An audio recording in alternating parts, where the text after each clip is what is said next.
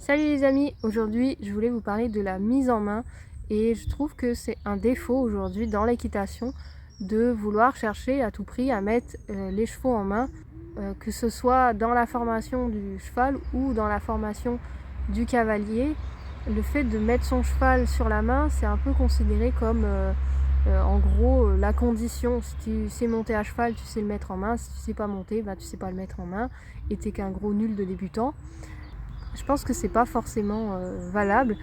Et pour moi, on accorde trop d'importance à la mise en main, alors que finalement, la mise en main, ça ne devrait pas être un prérequis, mais plutôt une conséquence d'un travail bien réalisé, d'un cheval qui travaille bien dans le bon sens. Et en partant de ce constat-là, je pense qu'il faudrait faire un peu plus attention à la manière dont vous demandez la mise en main à votre cheval, et que cette manière-là ne doit pas être du harcèlement par les mains. Ça ne doit pas être du cisaillement, ça ne doit pas être droite-gauche en permanence, ça ne doit pas être contraignant. Et finalement, vous devriez en fait laisser la possibilité à votre cheval de sortir de la main s'il en avait envie pour s'exprimer. Parce que donc, je parlais des enraînements hier en disant que les enraînements, ils bloquaient le cheval, ils l'empêchaient de s'exprimer.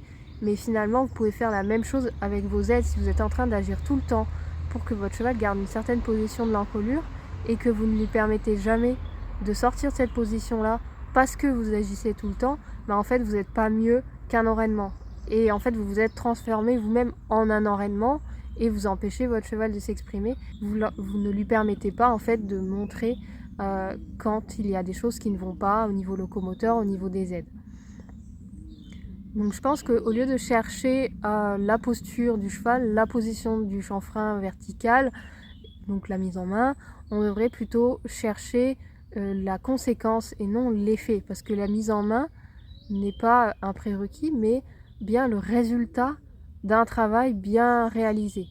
C'est-à-dire que si vous travaillez correctement votre cheval, si vos aides sont à leur place, si votre fonctionnement, votre position sont bien, et la conséquence c'est que votre cheval va venir se mettre en main tout seul, sans que vous n'ayez à le conditionner pour ça, sans que vous n'ayez à le contraindre avec vos aides pour ça, pour obtenir cette posture-là.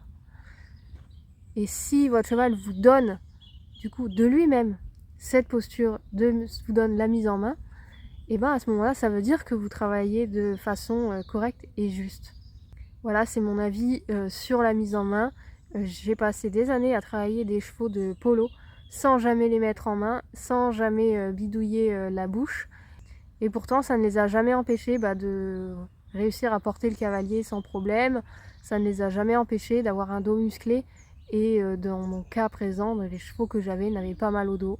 Donc je pense qu'on accorde un peu trop d'importance à cette posture-là et on cherche un peu trop à la voir et qu'il faudrait faire attention donc à la manière dont vous demandez la mise en main et que ça soit du coup une conséquence et non un prérequis.